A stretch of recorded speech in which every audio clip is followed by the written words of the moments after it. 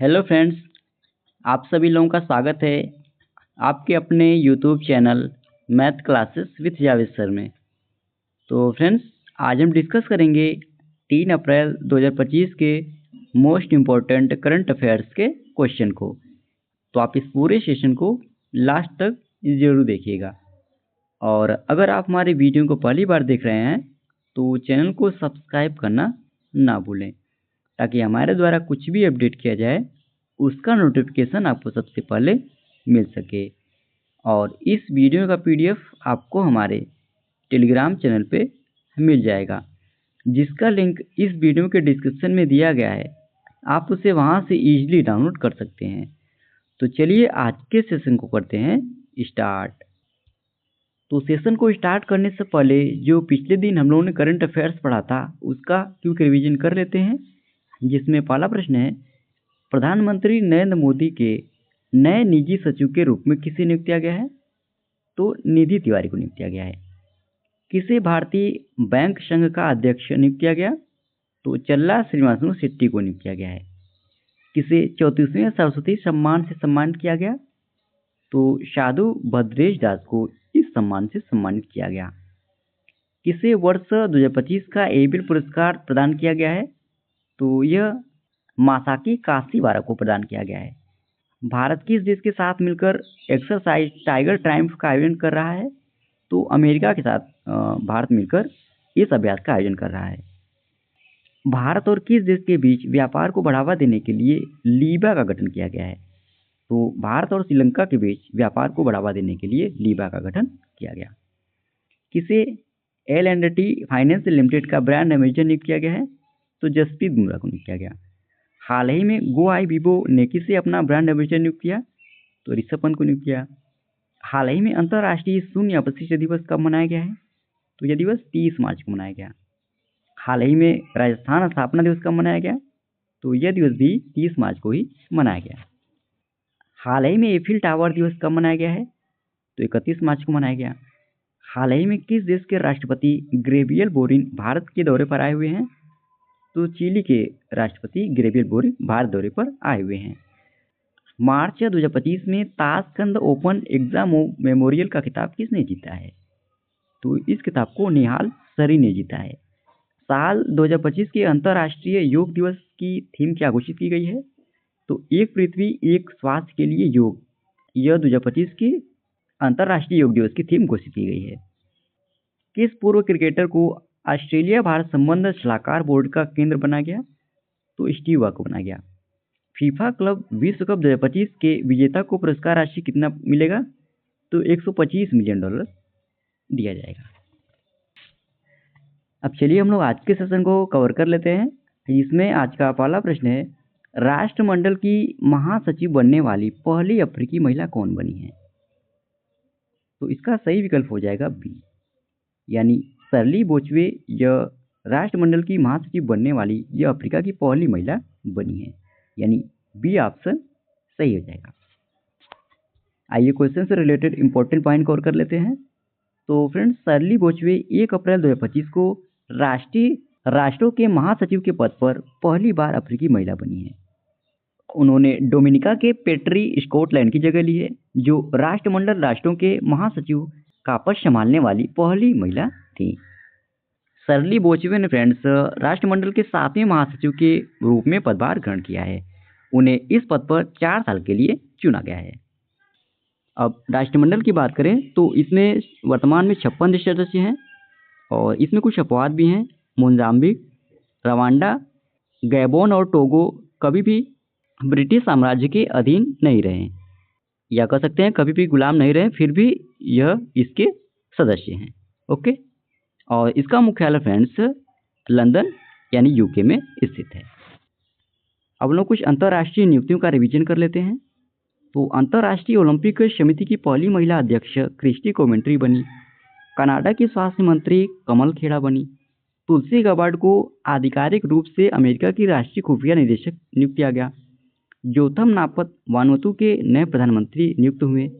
BART D weber ने Belgium के नए प्रधानमंत्री के रूप में शपथ ली। माइकल मार्टिन दूसरी बार आयरलैंड के प्रधानमंत्री बने। लेबनान की संसद ने जोसेफ ओन को राष्ट्रपति चुना है। हिसाशी टाकेउची को मारुति सुजुकी का एमडी और सीईओ नियुक्त किया गया। कॉन्स्टेंटाइन टेसोलस को ग्रीस का नया राष्ट्रपति चुना गया। इजराइल का नया सैन्य प्रमुख याल जमील नियुक्त हुए। रूस के राष्ट्रपति व्लादिमीर पुतिन ने दिमित्री बाकानोव को रूस के अंतरिक्ष निगम रोस्कोसमोस का नया प्रमुख नियुक्त किया है। फर्नांडो फर्नांडीज यूनिलीवर के सीईओ बने। अमेरिका के फेडरल ब्यूरो ऑफ इन्वेस्टिगेशन यानी एफबीआई के निदेशक के रूप में काश पटेल को नियुक्त किया गया। अगला प्रश्न है, एंद्री हिनातो को किस देश के नए चीफ ऑफ जनरल स्टाफ के रूप में नियुक्त किया गया है? तो इन्हें यूक्रेन में इस पद के लिए नियुक्त किया गया है। यहाँ पर मिस टाइप हो गया फ्रेंड्स, आप लोगों को पीडीएफ में प्रोवाइड करा दिया जाएगा, यहाँ पर यूक्रेन रहेगा। ओके, तो एंद्री हिनातो को नए चीफ ऑफ जनरल स्टाफ के रूप में यूक्रेन में नियुक्त किया गया है। तो फ्रेंड्स, यूक्रेन के राष्ट्रपति वोलोदिमीर जेलेंस्की ने एंद्री हिनातो को सशस्त्र बलों के जनरल स्टाफ का प्रमुख नियुक्त किया है। अब बात करें इन्होंने किनका स्थान लिया है, तो इन्होंने अनातोली बार्गिलेचू का स्थान लिया है, जो फरवरी 2024 से इस पद पर थे। और अब फ्रेंड्स, अनातोली यूक्रेन के रक्षा मंत्रालय के मुख्य निरीक्षक के पद पर कार्य करेंगे। ओके, अच्छा, अब लोग यूक्रेन के बारे में भी जान लेते हैं। तो यूक्रेन फ्रेंड्स, यह पूर्वी यूरोप में स्थित एक देश है जो काला सागर और आजो सागर की सीमा पर स्थित है। यूक्रेन की राजधानी कीव है। यूक्रेन के वर्तमान राष्ट्रपति वोलोडिमीर जेलेंस्की हैं। और यूक्रेन की सीमा की अगर हम बात करें तो Belarus, Hungary, Moldova, Poland, Romania, रूस और स्लोवाकिया देश से इसकी सीमा लगती है। और ये फ्रेंड्स यूक्रेन का मैप।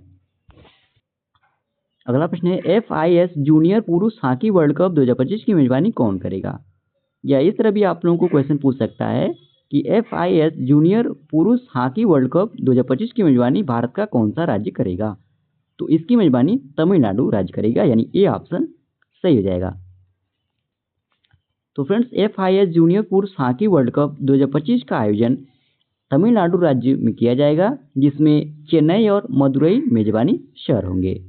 और इस बार का यह संस्करण 14वां संस्करण है।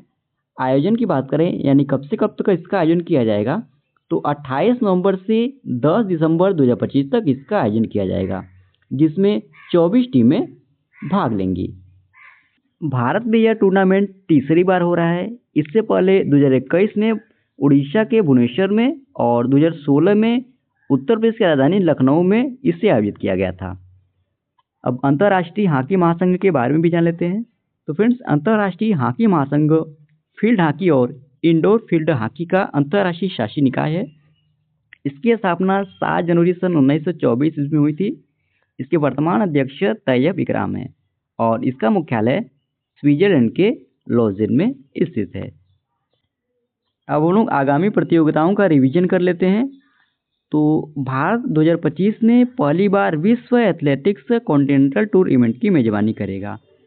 बिहार अप्रैल 2025 में खेलो इंडिया युवा और पैरा गेम्स की मेजबानी करेगा। भारत 2025 में पहली बार दृष्टिहीन महिला T20 विश्व कप की मेजबानी करेगा। 2026 में इंग्लैंड महिला T20 विश्व कप की मेजबानी करेगा।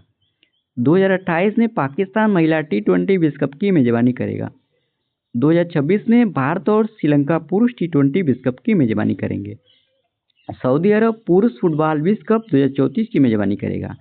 वर्ष 2027 में महिला फुटबॉल विश्व कप ब्राजील में 24 जून से 25 जुलाई तक खेला जाएगा। पुर्तगाल, स्पेन, मोरक्को यह 2030 फीफा विश्व कप की मेजबानी संयुक्त रूप से करेंगे। अगला प्रश्न है, गृह मंत्री अमित शाह ने महाराजा अग्रसेन की प्रतिमा का अनावरण कहाँ किया है? तो इन्होंने इस प्रतिमा का अनावरण हरियाणा के हिसार में किया है, यानी बी ऑप्शन सही हो जाएगा। तो फ्रेंड्स, केंद्रीय गृह मंत्री एवं सहकारिता मंत्री अमित शाह ने हरियाणा के हिसार में 20 फीट ऊंची और 800 किलोग्राम वजनी महाराजा अग्रसेन की भव्य प्रतिमा का लोकार्पण किया है, जो न्याय और समावेशी अर्थव्यवस्था के प्रतीक थे। और फ्रेंड्स, महाराजा अग्रसेन को अग्रोहा हिसार हरियाणा के राजा के रूप में जाना जाता था।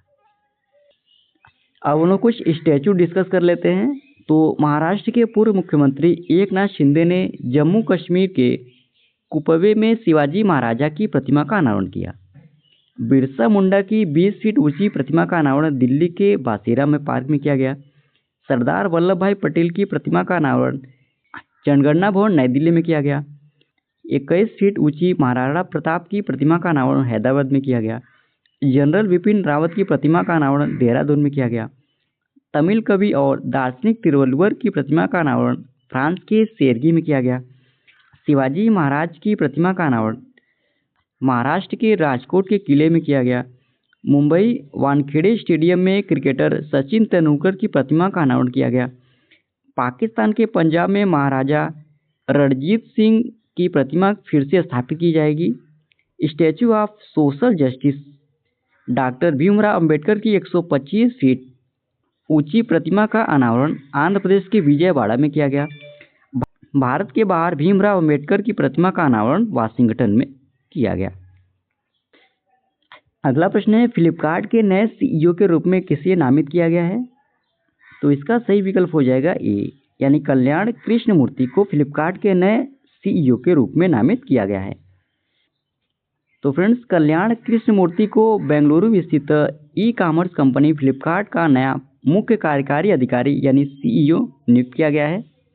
उन्होंने सह संस्थापक बिन्नी बंसल का स्थान लिया है। अब बिन्नी बंसल या फ्रेंड्स फ्लिपकार्ट के समूह सीईओ हैं। सचिन बंसल अब फ्लिपकार्ट के ग्रुप के चेयरमैन हैं और अभी कल्याण कृष्णमूर्ति को ई कॉमर्स कंपनी फ्लिपकार्ट के सीईओ के रूप में नियुक्त किया गया है। अब फ्लिपकार्ट के बारे में भी जान लेते हैं। तो इसकी स्थापना अक्टूबर सन 2007 में हुई थी। इसके संस्थापक सचिन बंसल और बिन्नी बंसल हैं और इसका मुख्यालय बेंगलुरु में स्थित है। अब 2025 में जो महत्वपूर्ण नियुक्तियां हुई हैं उसका हम लोग रिवीजन कर लेते हैं। तो अशोक सिंह ठाकुर भारतीय राष्ट्रीय कला और सांस्कृतिक विरासत ट्रस्ट के अध्यक्ष बने। भारतीय बैंक संघ यानी आईबीए के नए मुख्य कार्यकारी अतुल कुमार गोयल बने। होंडा कार्स इंडिया के नए अध्यक्ष और सीईओ ताकाशी नाकाजिमा बने। पहली महिला विधि सचिव अंजू राठी राणा बनी। हिंदुस्तान पेट्रोलियम कॉर्पोरेशन लिमिटेड यानी एचपीसीएल का नया अध्यक्ष और प्रबंध निदेशक विकास कौशल को नियुक्त किया गया। राष्ट्रीय खनिज विकास निगम लिमिटेड के अध्यक्ष और प्रबंध निदेशक अमिताभ मुखर्जी बने। मनन कुमार मिश्रा यह 7वीं बार बार काउंसिल ऑफ इंडिया के अध्यक्ष बने। भारतीय रिजर्व बैंक का कार्यकारी निदेशक अजीत रत्नाकर जोशी को नियुक्त किया गया। भारतीय प्रतिभूति और विनिमय बोर्ड यानी सेबी के 11वें अध्यक्ष तुहिन कांता पांडे बने। भारत के नए मुख्य चुनाव आयुक्त के रूप में ज्ञानेश कुमार को नियुक्त किया गया। आरबीआई के कार्यकारी निदेशक इंद्रनील भट्टाचार्य बने। रतन टाटा एंडोमेंट्स फाउंडेशन के नए अध्यक्ष एन चंद्रशेखरन बने। पीएम मोदी के प्रधान सचिव 2 के रूप में शशिकांत दास को नियुक्त किया गया। अगला प्रश्न है, मियामी ओपन 2025 टेनिस में पुरुष एकल का खिताब जकूब मेंसिक ने जीता है। उनका संबंध किस देश से है? तो उनका संबंध चेक गणराज्य से है, यानी डी ऑप्शन सही हो जाएगा। तो फ्रेंड्स, जकूब मेंसिक ने नोवाक जोकोविच को फाइनल में हराकर 2025 मियामी ओपन में पुरुष एकल टेनिस का खिताब जीता है और यह फ्रेंड्स उनका पहला एटीपी टूर खिताब था। इसके आयोजन की बात करें, यानी कब से कब तक इसका आयोजन किया गया, तो 18 मार्च से 30 मार्च 2025 तक इसका आयोजन किया गया। इस बार का यह 40वां संस्करण था। इसे हार्ड कोर्ट पर खेला गया था। और कहाँ पर इसका आयोजन किया गया था? तो मियामी गार्डन्स फ्लोरिडा यूएसए में इसका आयोजन किया गया था। पुरुष एकल के विजेता जैकब मेंसिक रहे जो चेक गणराज्य से बिलोंग करते हैं। वहीं उप विजेता नोवाक जोकोविच रहे जो सर्बिया से बिलोंग करती हैं। वहीं महिला एकल की विजेता आरना साबालेंका रहे जो बेलारूस से बिलोंग करती हैं। वहीं उप विजेता जेसिका पेगुला रहे जो यूएसए से बिलोंग करती हैं। अगला प्रश्न है, एटीपी मास्टर 1000 सेमीफाइनल पहुंचने वाले पहले सबसे उम्रदराज खिलाड़ी कौन बने हैं? तो नोवाक जोकोविच बने, यानी ये ऑप्शन सही हो जाएगा। तो फ्रेंड्स, नोवाक जोकोविच ने अमेरिका के सेबेस्टियन कोर्डो को सीधे सेंटो में हराकर सेमीफाइनल में जगह बनाई। वह एटीपी मास्टर्स 1000 टेनिस टूर्नामेंट के सेमीफाइनल में पहुंचने वाले सबसे उम्रदराज टेनिस खिलाड़ी बन गए हैं और उनकी उम्र 37 साल है। अगला प्रश्न है, भारत ने म्यांमार में भूकंप से प्रभावित लोगों के लिए कौन सा ऑपरेशन शुरू किया है? तो इसका सही विकल्प हो जाएगा सी, यानी ऑपरेशन ब्रह्मा शुरू किया है। तो फ्रेंड्स, भारत सरकार ने म्यांमार में भूकंप से प्रभावित पीड़ितों की मदद के लिए ऑपरेशन ब्रह्मा शुरू किया है, जिसका उद्देश्य आपदा राहत, खोज और बचाव अभियान और प्रभावित क्षेत्रों में चिकित्सा सहायता प्रदान करना है। आपको बता दें फ्रेंड्स, 28 मार्च 2025 को म्यांमार में 7.7 तीव्रता का भूकंप आया था, जिसमें कम से कम 1000 लोग मारे गए और कई हजार लोग घायल हुए थे। और फ्रेंड्स, अमेरिकी भूगर्भीय सर्वेक्षण के अनुसार म्यांमार में 10,000 से ज़्यादा लोगों के मारे जाने की आशंका है। अब यह जो फ्रेंड्स 7.7 तीव्रता का भूकंप आया था ना, यह केंद्र म्यांमार के मांडेल शहर से 70.7 किलोमीटर दूर स्थित था। इस पॉइंट को भी आप लोग नोट कर लेंगे। अगला प्रश्न है, विश्व ऑटिज्म जागरूकता दिवस कब मनाया जाता है? तो यह दिवस 2 अप्रैल को मनाया जाता है, यानी बी ऑप्शन सही हो जाएगा। तो फ्रेंड्स, संपूर्ण विश्व में 2 अप्रैल को विश्व आत्म केंद्रित या ऑटिज्म जागरूकता दिवस मनाया जाता है। 2 अप्रैल सन 2007 को फ्रेंड्स संयुक्त राष्ट्र महासभा ने इस दिन को विश्व ऑटिज्म जागरूकता दिवस के रूप में घोषित किया था, ताकि आत्म केंद्रित या ऑटिज्म लोगों के जीवन की गुणवत्ता में सुधार करने में मदद मिल सके। अब कितने लोगों के फ्रेंड्स माइंड में यह प्रश्न बन रहा होगा कि ऑटिज्म क्या होता है? तो ऑटिज्म, जिसे फ्रेंड्स ऑटिज्म स्पेक्ट्रम डिसऑर्डर या ASD भी कहा जाता है, यह एक फ्रेंड्स विकासात्मक विकार है जो सामाजिक संपर्क, संचार और व्यवहार को प्रभावित करता है। ओके। और अगर वर्ष 2025 की इस दिवस की हम थीम की बात करें तो न्यूरो डाइवर्सिटी और संयुक्त राष्ट्र सतत विकास लक्ष्य को आगे बढ़ाना पर यह थीम केंद्रित है। ओके। अब लोग मार्च 2025 में फ्रेंड्स जितने भी महत्वपूर्ण दिवस मनाए गए थे, उन सभी दिवसों के साथ थीम को भी डिस्कस कर लेते हैं। तो 1 मार्च को शून्य भेदभाव दिवस मनाया गया। इस दिवस की थीम थी हम एक साथ हैं। और 1 मार्च को ही विश्व नागरिक सुरक्षा दिवस और विश्व समुद्री घास दिवस मनाया गया। 2 मार्च को विश्व किशोर मानसिक स्वास्थ्य दिवस मनाया गया। 3 मार्च को विश्व वन्यजीव दिवस मनाया गया। इस दिवस की थीम थी वन्यजीव संरक्षण, वित्त, लोगों और गृह में निवेश। 4 मार्च को राष्ट्रीय सुरक्षा दिवस मनाया गया। इस दिवस की थीम थी विकसित भारत के लिए सुरक्षा और कल्याण महत्वपूर्ण है। 5 मार्च को अंतर्राष्ट्रीय निरस्त्रीकरण और अप्रसार जागरूकता दिवस मनाया गया। 6 मार्च को राष्ट्रीय दंत चिकित्सक दिवस मनाया गया। 7 मार्च को जन औषधि दिवस मनाया गया। इस दिवस की थीम थी दाम कम दवा उत्तम। 8 मार्च को अंतर्राष्ट्रीय महिला दिवस मनाया गया। इस दिवस की थीम थी कार्रवाई में तेजी लाना। 10 मार्च को अंतर्राष्ट्रीय महिला न्यायाधीश दिवस और केंद्रीय औद्योगिक सुरक्षा बल यानी CISF का 56वां स्थापना दिवस मनाया गया। 12 मार्च को मॉरिशस दिवस मनाया गया। 14 मार्च को अंतर्राष्ट्रीय गणित दिवस मनाया गया। इस दिवस की थीम थी गणित, कला और रचनात्मकता। 15 मार्च को विश्व उपभोक्ता अधिकार दिवस मनाया गया। इस दिवस की थीम थी अस्थायी जीवन शैली के लिए एक उचित परिवर्तन। 16 मार्च को राष्ट्रीय टीकाकरण दिवस मनाया गया। 18 मार्च को भारत का आयुध निर्माण दिवस और वैश्विक पुनर्चक्र दिवस मनाया गया। 19 मार्च को अंतर्राष्ट्रीय ग्राहक दिवस मनाया गया। 20 मार्च को विश्व गौरैया दिवस मनाया गया। इस दिवस की थीम थी प्रकृति के नन्हे दूतों को सम्मान। 20 मार्च को फ्रेंड्स इंटरनेशनल हैप्पीनेस डे मनाया गया। 21 मार्च को अंतर्राष्ट्रीय वन दिवस मनाया गया। 21 मार्च को विश्व कविता दिवस मनाया गया। 22 मार्च को विश्व जल दिवस मनाया गया। इस दिवस की थीम थी ग्लेशियर संरक्षण। 23 मार्च को विश्व मौसम विज्ञान दिवस मनाया गया। 24 मार्च को विश्व क्षय रोग या TB दिवस मनाया गया, जिसकी थीम थी हम TB को समाप्त कर सकते हैं, संकल्प लें, निवेश करें, स्थापित करें। 27 मार्च को विश्व रंगमंच दिवस मनाया गया। इस दिवस की थीम थी रंगमंच और शांति की संस्कृति। 28 मार्च को सार्वभौमिक स्वीकृति दिवस मनाया गया। 30 मार्च को अंतर्राष्ट्रीय शून्य अपशिष्ट दिवस मनाया गया। इस दिवस की थीम थी फैशन वस्त्र उद्योग में शून्य अपशिष्ट की ओर। 30 मार्च को राजस्थान स्थापना दिवस मनाया गया। 31 मार्च को एफिल टावर दिवस मनाया गया। अगला प्रश्न है, वर्तमान वस्त्र उद्योग का देश के सकल घरेलू उत्पाद यानी GDP में लगभग कितना प्रतिशत योगदान है? तो लगभग 2.3% योगदान है, यानी डी ऑप्शन सही हो जाएगा। तो फ्रेंड्स, वर्तमान में वस्त्र उद्योग भारत के सकल घरेलू उत्पादन यानी GDP में लगभग 2.3% का योगदान है, जबकि फ्रेंड्स औद्योगिक उत्पादन में 13% और निर्यात आय में 12% का योगदान है। ओके फ्रेंड्स, तो इसी प्रश्न के साथ ही फ्रेंड्स ये आज का हमारा डेली करंट अफेयर्स का सेशन समाप्त होता है।